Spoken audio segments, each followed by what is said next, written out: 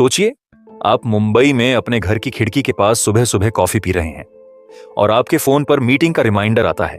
जगह दिल्ली, समय सिर्फ 1 घंटा बाद।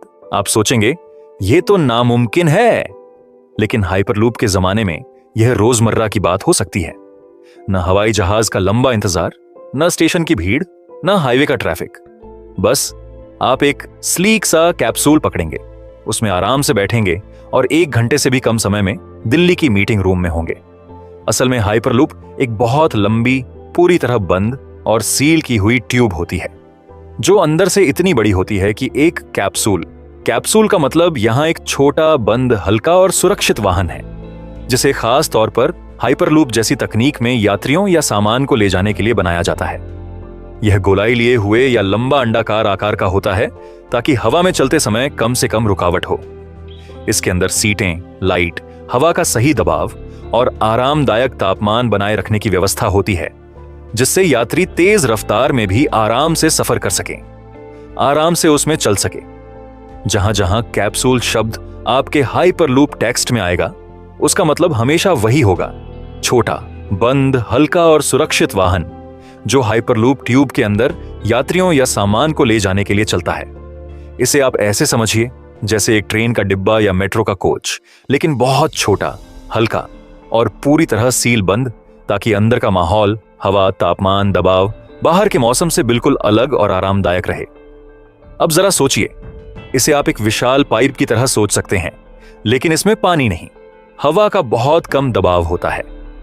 कम दबाव यानी लगभग वैक्यूम जैसी स्थिति, जैसे स्पेस में होती है, बस यहां थोड़ी हवा बची होती है। जब हवा बहुत कम होती है तो हवा का रगड़, एयर रेजिस्टेंस लगभग खत्म हो जाता है, और इसका मतलब है कि कैप्सूल को आगे बढ़ने में कोई बड़ी रुकावट नहीं मिलती। यह ट्यूब जमीन पर, पिलर्स पर या जमीन के नीचे बनाई जा सकती है। इस ट्यूब के अंदर जो कैप्सूल चलता है उसे पॉड कहते हैं। यह पॉड ट्रेन के डिब्बे जितना लंबा नहीं होता, बल्कि छोटा और हल्का होता है, ताकि उसमें कम लोग या माल लोड करके भी हाई स्पीड हासिल की जा सके।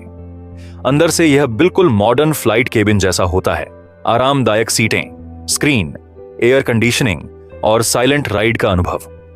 इसका ढांचा कार्बन फाइबर या एल्यूमिनियम जैसे हल्के और मजबूत मटेरियल से बनाया जाता है, ताकि यह बहुत तेज स्पीड पर भी सुरक्षित और स्टेबल रहे। अब सवाल आता है, यह चलता कैसे है?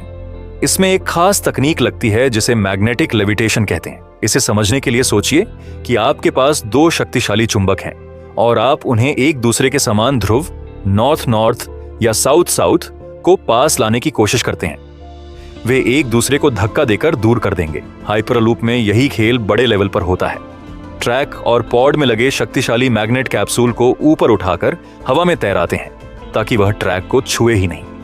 जब ट्रैक और पॉड के बीच कोई घर्षण, फ्रिक्शन नहीं होता, तो स्पीड बहुत आसानी से और कम ऊर्जा में बढ़ सकती है। पॉड को आगे धकेलने के लिए इसमें लीनियर इलेक्ट्रिक मोटर का इस्तेमाल होता है। यह मोटर पॉड को शुरुआत में धीरे धीरे आगे बढ़ाती है और फिर कुछ ही सेकंड में उसे हाई स्पीड तक पहुंचा देती है। आंकड़े बताते हैं कि यह स्पीड 1 कॉर्डर 200 किलोमीटर प्रति घंटे तक हो सकती है। यानी अगर आप मुंबई से पुणे जा रहे हैं, तो जो सफर कार से 3 घंटे का है, वह हाइपरलूप में सिर्फ 25 मिनट का हो जाएगा। मुंबई से दिल्ली जाने में 1 घंटा लगेगा, जबकि ट्रेन में यही यात्रा 15 घंटे और हवाई जहाज में करीब 3 घंटे लेती है। क्योंकि यह एक बंद ट्यूब में चलता है, इसलिए बाहर के मौसम का इस पर कोई असर नहीं होता। न बारिश, न धूल, न कोहरा, कुछ भी इसे धीमा नहीं कर सकता।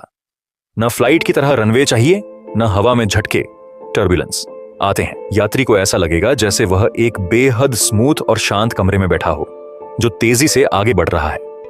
इसमें इंजन का धुआं, पहियों की आवाज या हवा की सीटी जैसी कोई आवाज नहीं होती।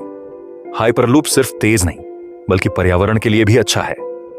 यह डीजल या पेट्रोल से नहीं, बल्कि बिजली से चलता है, और वह बिजली सौर ऊर्जा, पवन ऊर्जा या जल विद्युत जैसी नवीकरणीय स्रोतों से ली जा सकती है। मतलब इसमें कार्बन उत्सर्जन लगभग 0 होगा। अगर बड़े पैमाने पर हाइपरलूप शुरू हो जाए, तो यह न केवल समय बचाएगा, बल्कि प्रदूषण घटाकर धरती को भी बचाने में मदद करेगा। दुनिया में कई कंपनियां इस तकनीक पर काम कर रही हैं, जैसे अमेरिका की वर्जिन हाइपरलूप, यूरोप की हाइपरलूप ट्रांसपोर्टेशन टेक्नोलॉजीज और एलन मस्क की द बोरिंग कंपनी। अलग अलग देशों में टेस्टिंग ट्रैक बन रहे हैं। भारत में मुंबई पुणे के बीच हाइपरलूप प्रोजेक्ट का प्रस्ताव है और अगर यह बन गया तो यह दुनिया का पहला कमर्शियल हाइपरलूप कॉरिडोर हो सकता है। लेकिन सपनों की इस सवारी के सामने चुनौतियां भी हैं। सबसे पहले लागत। हाइपरलूप के इंफ्रास्ट्रक्चर के लिए बहुत बड़ी राशि चाहिए क्योंकि लंबी ट्यूब, मैग्नेटिक सिस्टम और पावर स्टेशन बनाने में अरबों रुपए लगेंगे। फिर सुरक्षा। इतनी तेज स्पीड पर जरा सी तकनीकी खराबी भी खतरनाक हो सकती है, इसीलिए हजारों घंटे की टेस्टिंग और सेफ्टी मेजर्स जरूरी हैं। तीसरी है जमीन। इतनी लंबी और सीधी ट्यूब के लिए बड़ी जमीन चाहिए जो शहरों के बीच मिलना आसान नहीं है। इसके अलावा इमरजेंसी निकास, दबाव नियंत्रण और पैसेंजर कंफर्ट जैसे मुद्दे भी सुलझाने होंगे। अगर ये बाधाएं पार हो जाएं, तो यह तकनीक हमारी यात्रा की परिभाषा बदल सकती है। लोग सुबह नाश्ता अपने शहर में करेंगे और दोपहर का खाना किसी दूसरे राज्य में।